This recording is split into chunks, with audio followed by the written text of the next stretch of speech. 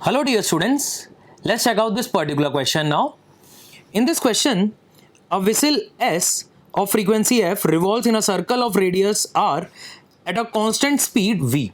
So this is the circle of radius r and whistle S of frequency f revolves in this circle. So question further says, what is the ratio of maximum and minimum frequency detected by a detector D? So here we have a detector at rest and detector is at rest. So as this is the detector, so we can consider it as observer at rest. Okay, and we can solve this question by using Doppler's effect. So question further says D at rest at a distance 2r from the center of circle as shown in the figure.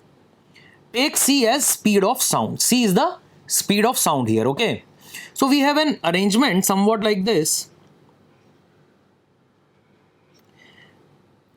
where from this center we have a detector D and whistle is revolving in this circle.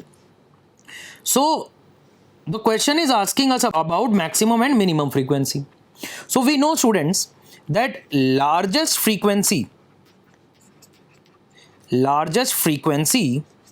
will be detected when source approaches the detector. That is, when this whistle will be moving in this direction and at this particular point its velocity vector will be along the line joining the detector and this particular point P. Okay, so during this time the frequency will be largest.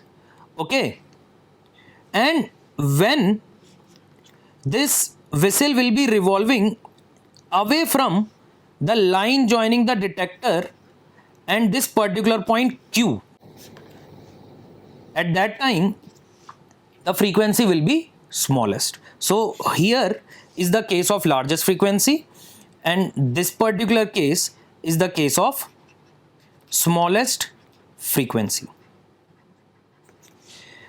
Okay, students.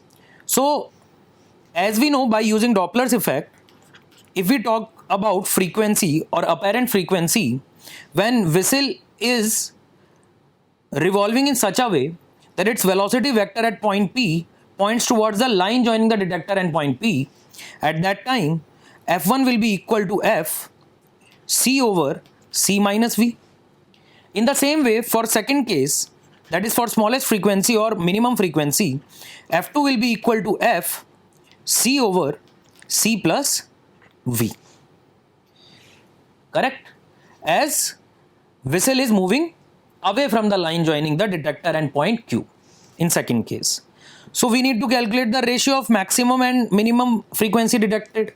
So we need to find F1 over F2, which is equal to F C over C minus V over F C over C plus V.